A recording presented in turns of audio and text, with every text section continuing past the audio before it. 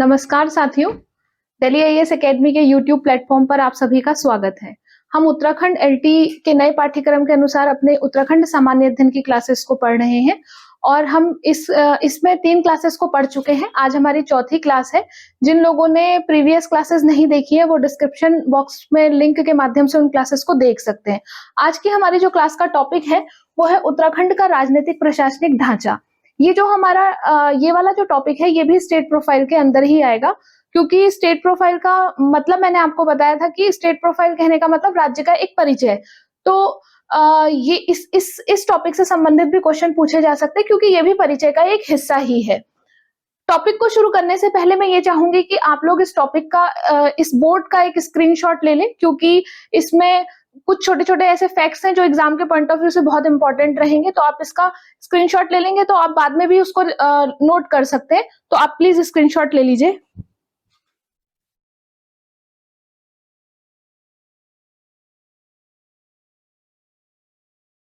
तो हम अपने टॉपिक को स्टार्ट करते हैं। जब हम राजनीतिक प्रशासनिक ढांचे की बात करते हैं तो उसमें हम 2 तरीके के प्रशासन को देखते हैं, एक राजनीतिक प्रशासन और एक भौगोलिक प्रशासन।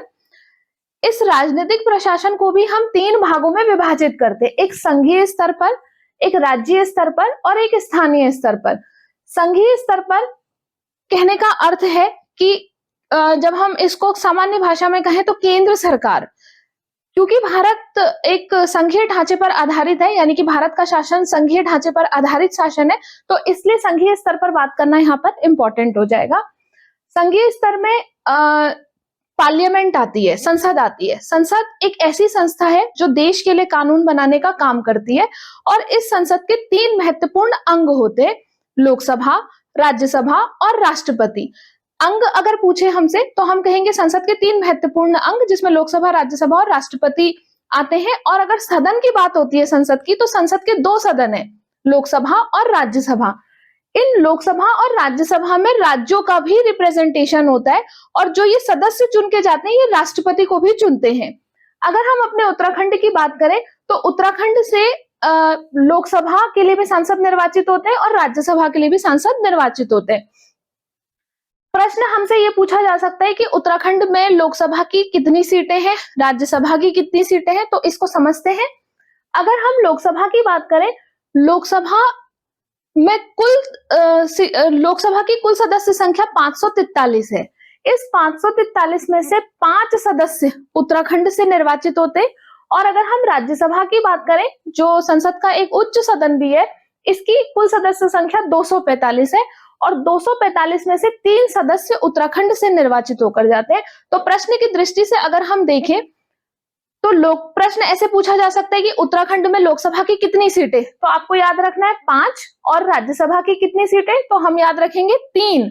अगर हम कुल सीटों की बात करें तो उत्तराखंड से लोकसभा और राज्यसभा की कुल 8 सीटें, तो टोटल सीटें 8 हैं।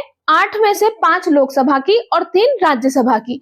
अब प्रश्न ये भी पूछा जा सकता है कि उत्तराखंड की ये लोकसभा सीटें कौन कौन सी है, तो हम यहाँ आपने देखा है, मैंने यहाँ पर बना रखा है, कुल सीटें 5, गढ़वाल से 3 और कुमाऊं से 2। गढ़वाल की अगर 3 सीटों की बात करें तो पौड़ी, टिहरी, हरिद्वार, और कुमाऊं की 2 सीटों की बात करें तो नैनीताल और अल्मोड़ा। कभी कभी अब ये वैसे तो ये आपको आप ये बात जान ही रहे होंगे कि इन सीटों से सांसद कौन कौन से हैं। 17वीं लोकसभा में इन सीटों से जो सांसद हैं, पौड़ी गढ़वाल से तीरथ सिंह रावत, टिहरी गढ़वाल से माला राजलक्ष्मी शाह, हरिद्वार सीट से डॉक्टर रमेश पोखरियाल निशंक, नैनीताल सीट से अजय भट्ट, अल्मोड़ा सीट से अजय टम्टा। इन 5 सीटों में से जो एकमात्र आरक्षित सीट है वो है हमारी अल्मोड़ा सीट। ये बहुत इंपॉर्टेंट क्वेश्चन बन सकता है एग्जाम में कि 5 सीटों में से ऐसी कौन सी सीट है जो आरक्षित है। एकमात्र आरक्षित सीट जो एससी के लिए आरक्षित है वो है हमारी अल्मोड़ा सीट। 4 सीटें हमारी सामान्य है, तो प्रश्न की दृष्टि से 4 सीटें सामान्य, 1 सीट आरक्षित।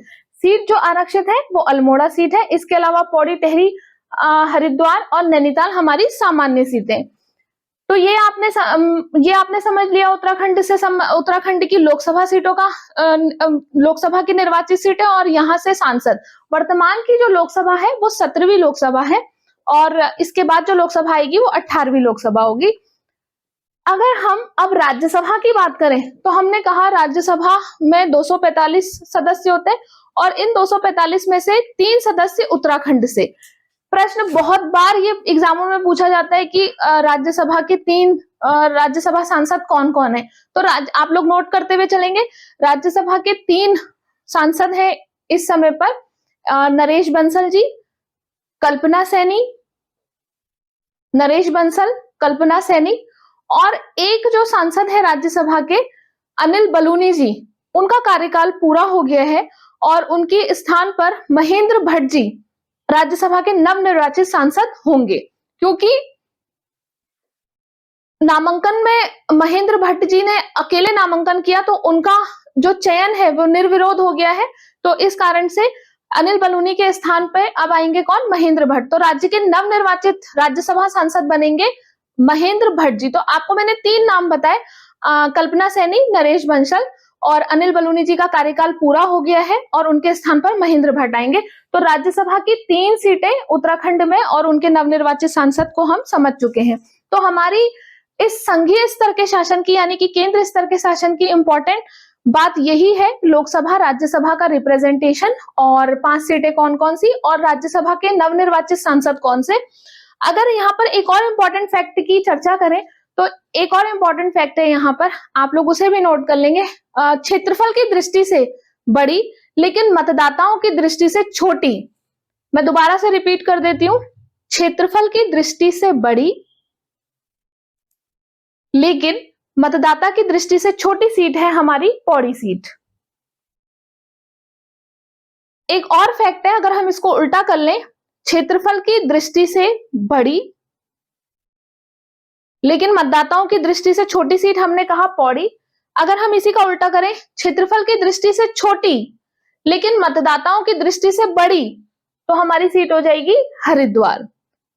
एक बार फिर से सुन लीजिए, क्षेत्रफल की दृष्टि से छोटी लेकिन मतदाताओं की दृष्टि से बड़ी सीट है हमारी हरिद्वार। तो ये भी प्रश्न बन सकता है। हमारे संघीय स्तर के शासन की केवल इतनी ही चर्चाएं हैं एग्जाम के पॉइंट ऑफ व्यू से। अब हम आ जाते हैं अपने राज्य स्तरीय शासन के अंतर्गत। अगर हम राज्य स्तरीय शासन की बात करें तो हमारा जो राज्य स्तरीय शासन है इसके अंतर्गत विधायिका आती है। विधायिका यानी कि ऐसी संस्था जो राज्य के लिए कानून बनाने का काम करती है। इस विधायिका के अंतर्गत विधान मंडल आता है। विधान मंडल के भी 3 प्रमुख अंग होते हैं। जैसे कि केंद्र में हमने देखा कि संसद देश के लिए कानून बनाने की संस्था, वैसे ही राज्य में विधान मंडल राज्य के लिए या राज्य सूची के विषयों पर कानून बनाने की संस्था। और संसद में हमने कहा कि संसद के भी 3 प्रमुख अंग, राष्ट्रपति, लोकसभा और राज्यसभा। ठीक इसी प्रकार से राज्य विधायिका के भी या राज्य विधानमंडल के भी 3 प्रमुख अंग हैं, राज्यपाल, विधानसभा और विधान परिषद। यानी कि हमारे राज्य विधानमंडल के 3 प्रमुख अंग हैं। इसमें जो राज्यपाल है उसे तो आप जान ही रहे, गवर्नर कहा जाता है, और विधानसभा को लेजिस्लेटिव असेंबली कहा जाता है, और विधान परिषद को लेजिस्लेटिव काउंसिल कहा जाता है, और विधानमंडल को लेजिस्लेचर कहा जाता है। अगर हम उत्तराखंड की विधानसभा की बात करें, जैसे हमने कहा कि सामान्यतः विधानमंडल 2 सदनीय हो सकते हैं। हमारे पूरे भारत में 6 ही ऐसे राज्य हैं जहां पर विधानमंडल 2 सदन वाले हैं, यानी कि वहां विधानसभा भी उपस्थित है और विधान परिषद भी उपस्थित है। लेकिन अगर हम अपने राज्य उत्तराखंड की बात करें तो उत्तराखंड का विधानमंडल 1 सदनात्मक है। यहाँ आप देख रहे हैं, यहाँ लिखा है मैंने, 1 सदनात्मक विधानमंडल है। यानी कहने का मतलब है कि यहाँ पर केवल और केवल विधान सभा उपस्थित है, विधान परिषद उपस्थित नहीं है। तो प्रश्न पूछा जा सकता है कि उत्तराखंड का विधानमंडल उसमें कितने सदन है। तो आपको ध्यान में रखना है 1 सदनात्मक विधानमंडल है।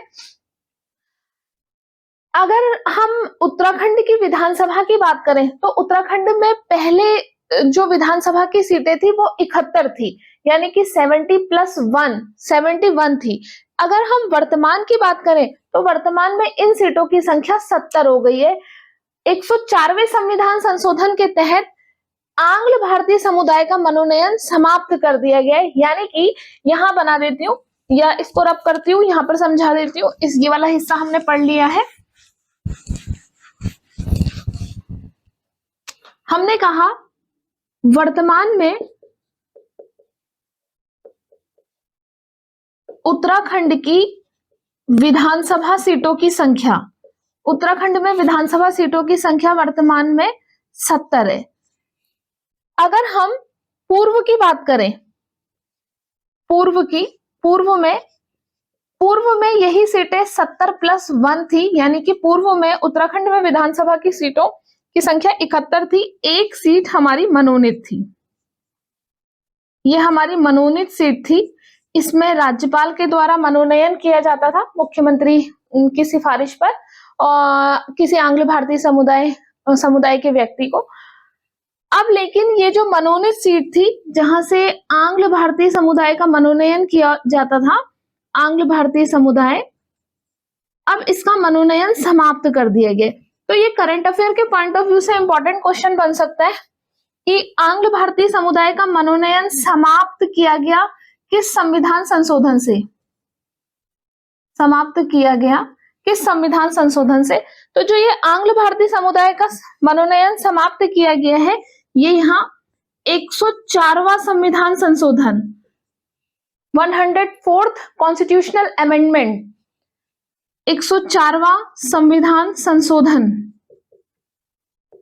2019, 104वें संविधान संशोधन 2019 के द्वारा केंद्र और राज्य दोनों ही स्तर पर आंग्ल भारतीय समुदाय यानी कि एंग्लो इंडियन का नॉमिनेशन को समाप्त कर दिया गया। इस कारण से उत्तराखंड में वर्तमान में सीटों की संख्या ये कट गया है। ये देखिए 70+1 की जगह अब क्या हो गई है, 70 हो गई है। तो इसको समझ लीजिए, इसको नोट कर लीजिए। इसको मैं 70 आपने नोट कर लिया होगा, आई होप। आगे बढ़ते। अब अगर हम इसके आगे देखें तो हमने कहा कि एक सदनीय विधायिका है, एक सदनीय विधायिका में 70 सीटें हैं, 70 की 70 सीटें निर्वाचित है। पहले 71 सीटें थी, लेकिन एक जो आंग्ल भारतीय समुदाय से जो मनोनयन होता था उसको समाप्त कर दिया गया 104वें संविधान संशोधन 2019 के द्वारा। आपकी जो विधानसभा है, इस विधानसभा में 70 में से 55 सीटें सामान्य हैं और 15 सीटें आरक्षित है। तो इन 55 की तो ये तो कॉमन ही है, 55 हमारी सामान्य सीटें, लेकिन आरक्षित सीटों के बारे में प्रश्न पूछा जाता है। तो प्रश्न आप देख लेंगे, प्रश्न पूछे कि 70 में से कितनी सीटें आरक्षित, 70 की 70 निर्वाचित और निर्वाचित सीटों में से कितनी ऐसी सीटें हैं जो आरक्षित है, यानी कि रिजर्व है, reserve for SC category and reserve for ST category. तो 70 सीटों में से 15 सीटें आरक्षित है, 15 में से 13 सीटें एससी के लिए आरक्षित है और 2 सीटें एसटी के लिए आरक्षित है। ये जो हमारी 15 आरक्षित सीटें हैं, इन आरक्षित सीटों में जो सर्वाधिक आरक्षित सीट है, वो जिला जहां पर सर्वाधिक आरक्षित सीटें हैं वो हरिद्वार है। तो आप यहां पर नोट कर सकते हैं, सर्वाधिक एससी आरक्षित सीटों वाला जिला हरिद्वार है, जहां पर 3 सीटें एससी कैटेगरी के लिए आरक्षित है। अगर हम एसटी की बात करें तो एसटी कैटेगरी के लिए 2 सीटें आरक्षित है और प्रश्न पूछ लिया जाता है कि ये 2 कौन कौन सी सीटें हैं जो आरक्षित है। तो 2 सीटें जो हमारी आरक्षित है वो है एक चकराता देहरादून और दूसरी नानकमत्ता उधम सिंह नगर की, नानकमत्ता सीट जो कि उधम सिंह नगर जिले में आती है और चकराता सीट देहरादून में आती है। तो ये दोनों ही सीटें हमारी एसटी आरक्षित है। अब एक और प्रश्न यहां से पूछा जा सकता है कि उत्तराखंड में हमने कहा 13 सीटें आरक्षित है, तो ऐसे कौन से जिले हैं जहां पर एक भी सीटें आरक्षित नहीं है। तो स्टार लगा के लिख लेंगे, इंपॉर्टेंट मार्क करते हुए, रुद्रप्रयाग और चंपावत, रुद्रप्रयाग और चंपावत 2 ऐसे जिले हैं, चंपावत 2 ऐसे जिले जहां एक भी आरक्षित सीट नहीं है, एक भी आरक्षित सीट नहीं है। रुद्रप्रयाग और चंपावत को छोड़कर जितने जिले हैं सभी में आरक्षित सीटें मौजूद हैं और रुद्रप्रयाग और चंपावत में एक भी सीटें आरक्षित नहीं है। तो एससी सीटें हमारी 13 आरक्षित है। सर्वाधिक एससी आरक्षित सीटों वाला जिला हरिद्वार है। रुद्रप्रयाग और चंपावत ऐसे जिले हैं जहां पर एक भी आरक्षित सीटें नहीं है। 2 एसटी के लिए आरक्षित है, नानकमत्ता और चक्राता। नानकमत्ता उधम सिंह नगर की और चक्राता देहरादून की। अब हमने एक बात यहाँ पर यह भी करी कि उत्तराखंड की विधानसभा 70 सीटों की विधानसभा है। प्रश्न कभी कभी ये भी पूछ लिया जाता है कि किसी राज्य की विधानसभा में अधिकतम कितने सदस्य हो सकते हैं और न्यूनतम कितने सदस्य हो सकते हैं, यानी कि मैक्सिमम 70 से हम कितनी सीटों की विधानसभा बना सकते हैं, यानी कि उत्तराखंड से मैक्सिमम अगर हम बात करें तो कितने एमएलए हो सकते हैं अगर सीटें कभी बढ़ जाए तो इसको भी समझ लेते हैं और इसको भी नोट कर लीजिएगा। किसी राज्य की विधानसभा में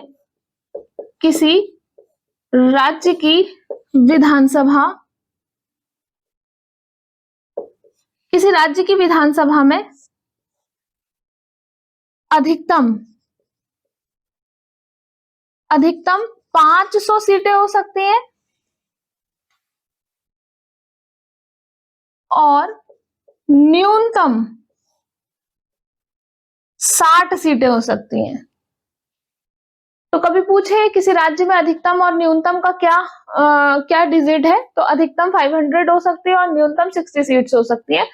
इस तरीके से ध्यान में रखना है आपको। इसके अलावा अगर हम बात करें विधानसभा की, तो हमारी लगभग सारी ही बातें हो गई है। हाँ, न्यूनतम विधानसभा सीटों वाले जो जिले हैं वो है रुद्रप्रयाग, चंपावत और बागेश्वर। तो ये भी नोट कर लीजिए।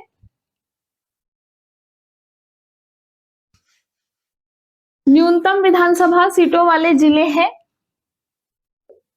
न्यूनतम विधानसभा सीटों वाले जिले हैं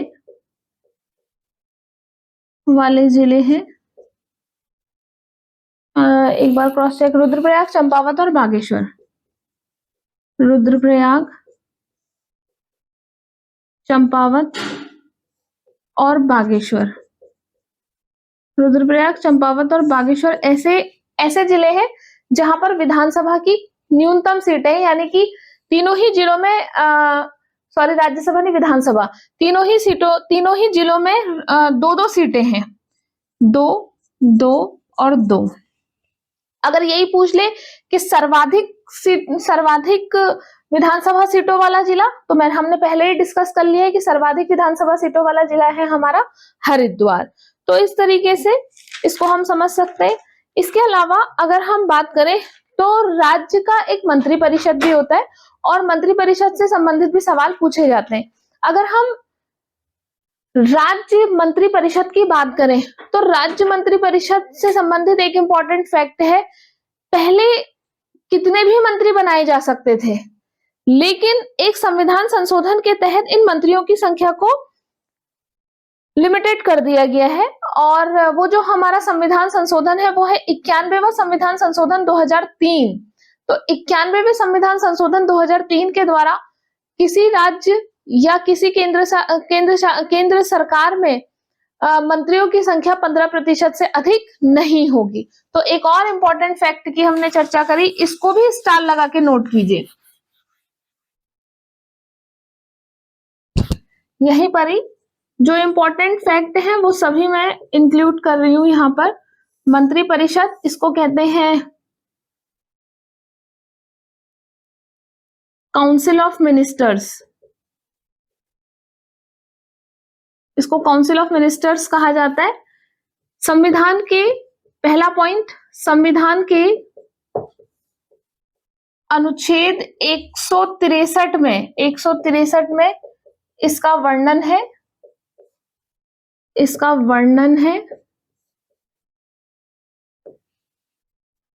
वैसे मुझे लगता है कि मंत्रिपरिषद को आप समझ रहे होंगे, लेकिन फिर भी अगर मैं यहाँ पर थोड़ा सा एक्सप्लेन करूं कि मंत्रिपरिषद क्या है, तो मुख्यमंत्री की सहायता के लिए जो मंत्रालय होते हैं उन मंत्रालयों के कुछ हेड होते हैं, उनको कैबिनेट मंत्री कहा जाता है। तो मंत्रिपरिषद कहने का मतलब है ऐसी परिषद जिसमें मंत्री अलग अलग कैटेगरीज के मंत्री आते हैं। जैसे मंत्री परिषद के अंतर्गत 4 प्रकार के मंत्री आते हैं, कैबिनेट मंत्री, राज्य मंत्री स्वतंत्र प्रभार और उप मंत्री। इन चारों प्रकार के मंत्रियों को मिलकर बनती है क्या? मंत्री परिषद, जिसको हम कहते हैं काउंसिल ऑफ मिनिस्टर।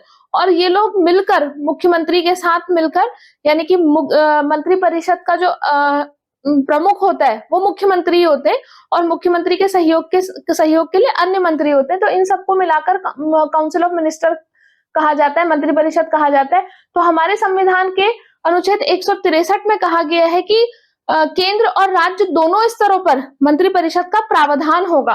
तो प्रश्न अगर पूछे कि मंत्री परिषद किस अनुच्छेद के तहत बनाई जाती है, तो आर्टिकल 163। अब इन पहले मैंने अभी डिस्कस किया आपके साथ कि पहले मंत्रियों की संख्या कितनी भी हो सकती थी, लेकिन क्योंकि इन मंत्रियों के पास कैबिनेट मंत्री का दर्जा, राज्य मंत्री का दर्जा, राज्य मंत्री स्वतंत्र प्रभार का दर्जा और उप मंत्री का दर्जा होता है, तो ये सामान्य जो विधायक होते हैं उनसे इनके जो एक्सपेंसेस होते हैं वो बहुत ज्यादा होते हैं। तो कुछ राजनीतिक परिदृश्यों को देखते हुए सरकार ने ऐसा फैसला लिया और 91वां संविधान संशोधन 2003 के तहत ये निश्चित कर दिया कि अब राज्य और केंद्र स्तर पर मंत्रियों की संख्या 15% से अधिक नहीं होगी। तो ये प्रश्न बार बार पूछा जाता है, इसको स्टार लगा के लिख लेंगे। 91वें संविधान संशोधन 91 कॉन्स्टिट्यूशनल अमेंडमेंट, 91वें संविधान संशोधन के तहत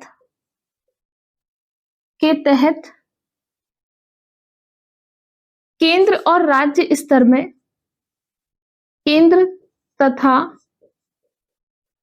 राज्य में मंत्रियों की संख्या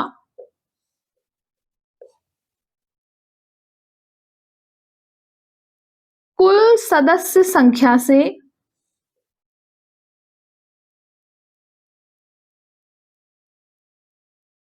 कुल सदस्य संख्या के 15% से अधिक नहीं होगी।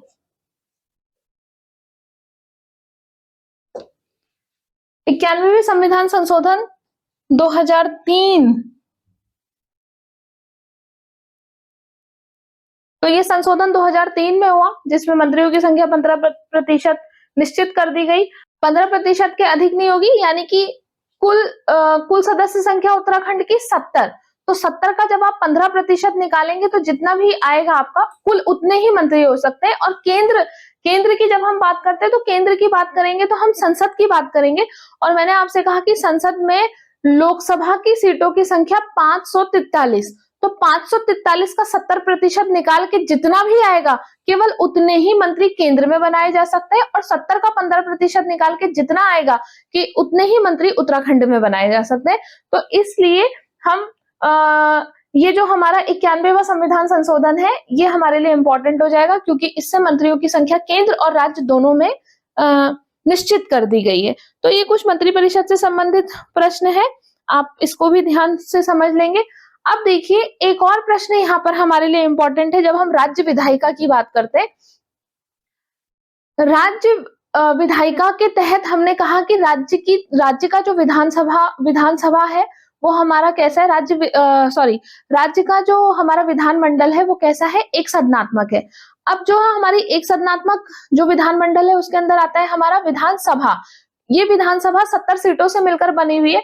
तो इस पूरी विधानसभा की कार्यवाहियों का निर्वहन करने के लिए, इन सारी जो भी हमारी कार्यवाहियां होती हैं उनकी रिस्पॉन्सिबिलिटीज को फुलफिल करने के लिए यहाँ एक हेड होता है, उस हेड को हम विधानसभा अध्यक्ष कहते हैं। तो वर्तमान की जो हमारी सरकार, जो वर्तमान में जो सरकार चल रही है उसमें जो विधानसभा अध्यक्ष है वो है रितु खंडूरी जी, और वो उत्तराखंड की विधानसभा अध्यक्ष बनने वाली पहली महिला है। तो प्रश्न कुछ इस तरीके से पूछा जा सकता है कि उत्तराखंड विधानसभा की पहली महिला अध्यक्ष कौन है, तो इसको भी हम स्टार लगा के इंपॉर्टेंट मार्क करते हुए नोट कर लेंगे।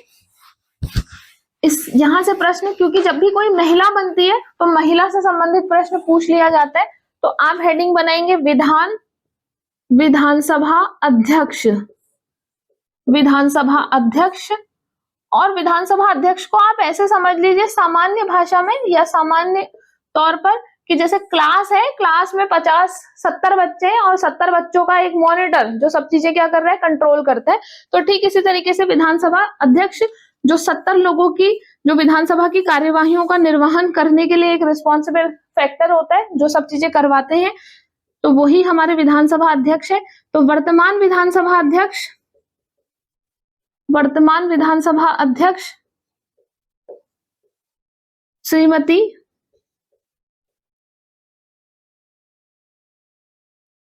रितु खंडूरी जी।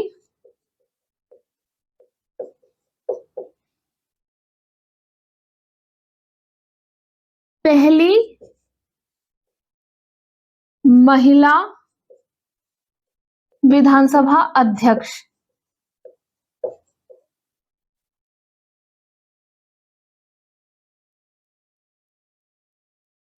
रितु खंडूरी जी, रितु खंडूरी जी पहली महिला विधानसभा अध्यक्ष है उत्तराखंड की, क्योंकि अभी तक का जितने भी विधानसभा अध्यक्ष बने हैं वो सब पुरुष थे, अब पहली बार महिला बनी है, तो इसलिए इंपॉर्टेंट फैक्ट है।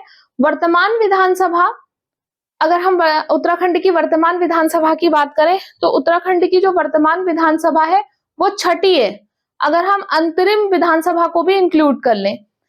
अगर हम अंतरिम विधानसभा को इंक्लूड ना करें और निर्वाचित विधानसभा से ही काउंट करें तो निर्वाचित विधानसभा के अनुसार ये 5वीं निर्वाचित विधानसभा है और कुल विधानसभा के अनुसार ये 6ठी विधानसभा है। अंतरिम और निर्वाचित विधानसभा की चर्चा हम ऐतिहासिक परिदृश्य में करेंगे। अगर किसी को अगर यहाँ पर कनेक्टिविटी नहीं बन पा रही है कि ये अंतरिम क्या है या फिर निर्वाचित विधानसभा क्या है, तो इसको हम अपनी अगली क्लास में डिटेल में समझेंगे, जहां पर मैं ऐतिहासिक पृष्ठभूमि बताऊंगी। और अगर थोड़ा सा कनेक्टिविटी बनाने के लिए अगर मैं आपको बताऊं तो अंतरिम विधानसभा वो थी जब इलेक्शन के द्वारा सरकार नहीं चुनी गई थी, यानी कि जब हम अलग हुए तो पहली बार जब उत्तराखंड का गठन हुआ 2000 में, 9 नवंबर 2000 को, तो उस समय पर जो विधानसभा बनी थी उसके लिए इलेक्शन नहीं कराया गया था। यूपी में जो परसेंटेज था, मतलब यूपी में जो रिप्रेजेंटेशन था उत्तराखंड इन 13 जिलों का, उसी के अनुसार सरकार का गठन कर दिया गया था। पहली बार जब चुनाव हुआ वो सन था 2002। तो उत्तराखंड में चुनाव के द्वारा जब सरकार बनाई गई तो उसे कहा जाता है निर्वाचित विधानसभा। तो उत्तराखंड की निर्वाचित विधानसभा के अनुसार ये 5वीं विधानसभा है। और अगर हम अंतरिम को शामिल करके देखें तो अंतरिम के अनुसार अंतरिम विधानसभा से काउंट करके देखें तो 6ठी विधानसभा है। तो इस विधानसभा में जो हमारी वर्तमान अध्यक्ष है वो रितु खंडूरी जी है। इसके साथ ही हम ये कह सकते हैं कि राज्य मंत्रिपरिषद और विधानसभा अध्यक्ष, इन सभी चीजों की हमने चर्चा कर ली है। इसके आगे आप देख लेंगे कि उत्तराखंड में जो मंत्री हैं उनके वो मंत्री कौन कौन है, उनके मंत्रालय कौन कौन है। वैसे पूछता नहीं है, लेकिन फिर भी अगर आप चाहें तो वो देख सकते हैं। समय को बचाते हुए और आगे बढ़ते हुए अब हम थोड़ी सी चर्चा राज्यपाल की कर लेते हैं, क्योंकि राज्य विधानमंडल के अंतर्गत हमारा जो ये है विधानसभा है और विधान परिषद और राज्यपाल आते हैं, लेकिन उत्तराखंड में एक सदनात्मक विधानमंडल है। तो उत्तराखंड में जो विधानमंडल का गठन हुआ है वो राज्यपाल और विधानसभा को मिलाकर हुआ है। तो अगर हम राज्यपाल की बात करें तो हेडिंग देख लेते हैं राज्यपाल। आप लोग चाहें तो नोट कर लीजिए। राज्यपाल से संबंधित जो प्रश्न हो सकता है वो ये हो सकता है कि किस अनुच्छेद के तहत राज्यपाल के पद का गठन किया जाता है। तो संविधान के अनुच्छेद 153, आर्टिकल 153 के तहत राज्यपाल के पद का गठन किया जाता है। राज्यपाल, गवर्नर, द गवर्नर,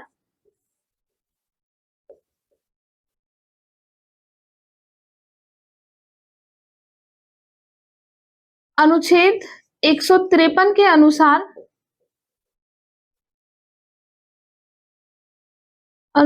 पद का गठन। राज्यपाल, किसी राज्य का राज्यपाल कौन होगा ये इसका निर्णय होता है, इसका निर्णय करते हैं प्रधानमंत्री, और प्रधानमंत्री की सिफारिश पर इनका अपॉइंटमेंट करते हैं कौन, राष्ट्रपति। तो किसी राज्य के राज्यपाल को नियुक्ति दी जाती है किसके द्वारा? राष्ट्रपति के द्वारा। तो आप इसमें सेकंड पॉइंट लिख लेंगे, राज्यपाल की नियुक्ति, राज्यपाल की नियुक्ति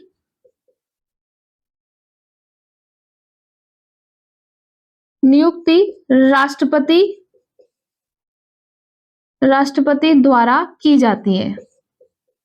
एज इट इज क्वेश्चन मिल सकता है और बहुत एग्जामों में पूछा जाता है।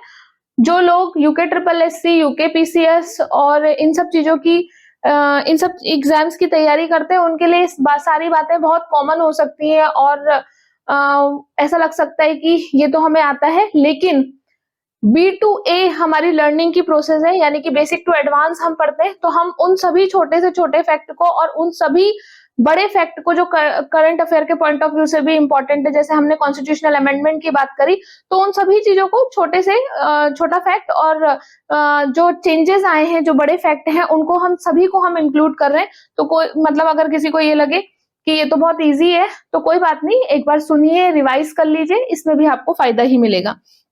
तो आर्टिकल 153 के तहत इस पद का गठन किया जाता है राज्यपाल का। राज्यपाल की नियुक्ति राष्ट्रपति द्वारा की जाती है। मोस्ट इंपॉर्टेंट सीधे सीधे प्रश्न बनता है कि किसी राज्य के राज्यपाल की नियुक्ति कौन करता है? तो राष्ट्रपति करते हैं। अगर हम और बात करें तो अब तक का राज्य में 8 राज्यपाल हुए हैं, 8 राज्यपाल। तो आप इसी में ही यहां पर नोट कर लेंगे, अब तक राज्य में 8 राज्यपाल बनाए गए हैं।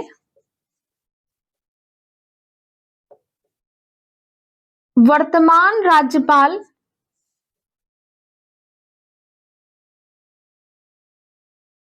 8वें क्रम के हैं। वर्तमान राज्यपाल 8वें क्रम के हैं। इनका नाम है lieutenant general Gurmeet Singh. Lieutenant general Gurmeet Singh. तो लेफ्टिनेंट जनरल गुरमीत सिंह हमारे वर्तमान राज्यपाल हैं। और अगर हम राज्य के पहले राज्यपाल की बात करें तो राज्य के पहले राज्यपाल हैं हमारे कौन? आप लोग बताएंगे। सुरजीत सिंह बरनाला। सुरजीत सिंह बरनाला हमारे राज्य के प्रथम राज्यपाल थे। तो ये कुछ इंपॉर्टेंट बातें राज्यपाल से संबंधित। एकमात्र हमारे उत्तराखंड से 2 महिला राज्यपाल भी बनी है। चौथे नंबर पर पहली महिला राज्यपाल बनी मार्गरेट अल्वा, और इसके बाद जो बनी है वो बनी है हमारी बेबी रानी मौर्य। तो 2 महिलाओं के नाम भी याद रखने हैं आपको, बेबी रानी मौर्य और मार्गरेट अल्वा हमारे राज्य की महिला राज्यपाल रह चुकी है। पहली महिला राज्यपाल राज्य की मार्गरेट अल्वा। इसको रब करते हैं और 2 और इंपॉर्टेंट फैक्ट की बात करते हैं। जब हम बात करते हैं मुख्यमंत्री की, तो मुख्यमंत्री क्योंकि मंत्रिपरिषद की अध्यक्षता करते हैं, वो मंत्रिपरिषद के प्रधान होते, तो ऐसे में यहां पर मुख्यमंत्री से संबंधित फैक्ट बना लीजिए। अगर हम मुख्यमंत्री की बात करें तो राज्य में जो हमारे इस वर्तमान में मुख्यमंत्री हैं पुष्कर सिंह धामी जी, वो सबसे युवा मुख्यमंत्री हैं अब तक का के। ये तो एक बात है, लेकिन एग्जाम के पॉइंट ऑफ व्यू से अगर हम देखें तो राज्य के प्रथम मुख्यमंत्री नित्यानंद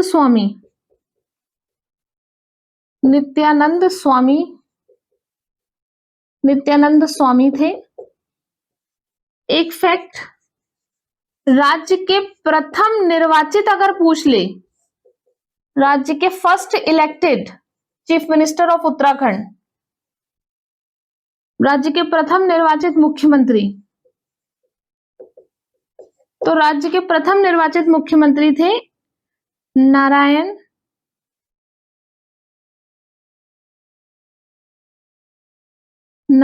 दत्त तिवारी।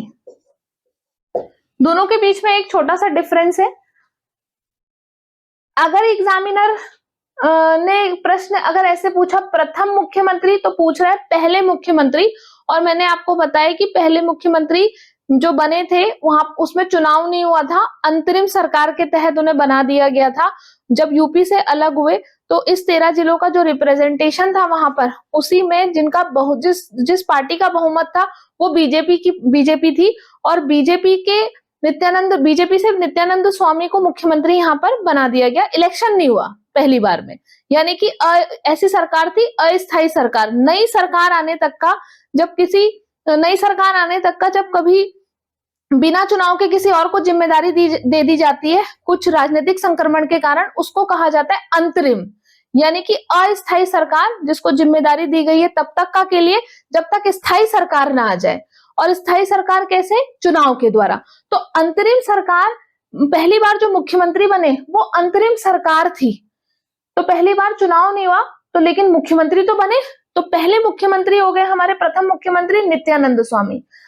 अगर प्रश्न ये पूछे कि निर्वाचित मुख्यमंत्री पहले कौन थे, 2002 में इलेक्शन हुआ और 2002 में जब पहली बार राज्य में इलेक्शन हुआ तो प्रथम निर्वाचित चुने गए मुख्यमंत्री जो बने थे वो बने थे नारायण दत्त तिवारी। तो ये दोनों ही बहुत सामान्य से प्रश्न है, लेकिन एग्जाम हॉल में इनकी गलत होने के बहुत बड़े चांसेस होते हैं, क्योंकि हम एक तो प्रेशर में रहते हैं और ऊपर से हम जब एग्जाम में क्वेश्चन को सॉल्व करते हैं तो वहां पर देखते नहीं है, बहुत बार हमारी नजरों से खुद ही हट जाता है कि प्रथम पूछ रहा है कि प्रथम निर्वाचित पूछ रहा है। तो प्रथम और प्रथम निर्वाचित दोनों में आंसर चेंज हो जाएगा, ये देख लीजिएगा इसको। इसी के साथ हम कह सकते हैं कि हमारा जो राज्य स्तरीय शासन के जो इंपॉर्टेंट फैक्ट हो सकते थे वो सब कवर अप कराने की कोशिश की गई है। अब है हमारा एक स्थानीय स्वशासन। स्थानीय स्वशासन कहने का मतलब है कि स्थानीय स्तर पर जब सबसे छोटे नेता के रूप में कोई मौजूद रहे उस स्थान की समस्याओं को हल करने के लिए, उसको कहा जाता है स्थानीय स्वशासन। लोकतंत्र को और अधिक कैसे मजबूत किया जाए, इसके लिए जब हमारी सरकारों ने विचार किया कि कैसे लोकतंत्र को और अधिक मजबूत किया जाए, तो इसके लिए सोचा गया कि हाँ, लोकतंत्र का विकेंद्रीकरण कर देना चाहिए। लोगों को सरकार तक आने की जरूरत नहीं है, बल्कि सरकार लोगों तक अगर खुद पहुंच जाए तो लोकतंत्र और अधिक मजबूत होगा। और इसका उदाहरण है हमारे पास स्थानीय स्वशासन, जिसको हम पंचायती राज सिस्टम भी कहते हैं। इस पंचायती राज सिस्टम के तहत जनता की समस्या को सॉल्व करने के लिए ग्राम प्रधान, और अगर हम शहरीय स्वशासन की बात करें तो वहां पर होते हैं हमारे कौन? नगर पंचायत अध्यक्ष, नगर पालिका अध्यक्ष और नगर निगम में मेयर। तो ये क्या है हमारे? ये ऐसे लोग हैं सरकार के जो स्थानीय स्तर पर जनता की समस्याओं को देखते हैं और वहीं इनको डायरेक्ट अप्रोच की जा सकती है, आसानी से उपलब्ध होते हैं, ऐसा सामान्यतः ऐसा कहा जाता है। और व्यवहारिक रूप में तो खैर बहुत सारी चीजें बदली भी हमें दिखती भी है। तो अगर हम स्थानीय स्तर की बात करें तो स्थानीय स्तर में दो तरीके के शासन होते हैं। एक है हमारा शहरी स्वशासन, यानी कि शहर में जो स्वशासन होता है, और एक है हमारा ग्रामीण स्वशासन। यहाँ से जो प्रश्न बन सकते हैं वो यहाँ से बन सकता है नगर निगम से, क्योंकि ये करंट अफेयर से यहाँ पर एक इंपॉर्टेंट फैक्ट आ जाएगा। अगर हम स्थानीय स्वशासन की बात करें तो इसमें दो तरीके से स्वशासन देखा जाता है, एक हमारा स्थानीय ग्रामीण स्तर पर और एक शहरी स्तर पर। लोकतंत्र को और अधिक मजबूत कैसे बनाया जाए, इसके लिए स्थानीय स्तर पर स्वशासन को उपलब्ध कराया गया, ताकि अधिक से अधिक लोगों की समस्याओं को उसी स्थान पर सॉल्व कर दिया जाए। इस स्थानीय स्तर के स्वशासन में हमारे एग्जाम के पॉइंट ऑफ व्यू से जो इम्पोर्टेंट है वो है हमारे एग्जाम के पॉइंट ऑफ व्यू से इम्पोर्टेंट कि वर्तमान में कितने नगर निगम है, क्योंकि एक नया नगर निगम बनाया गया है। तो प्रश्न पूछा जा सकता है कि सबसे नया नगर निगम कौन सा बना है और नगर निगम की संख्या कितनी हो गई है। इससे पहले 8 थी और अब 9 हो गई है। तो आप लिखेंगे सबसे नया नगर निगम, सबसे नया नगर निगम, नया नगर निगम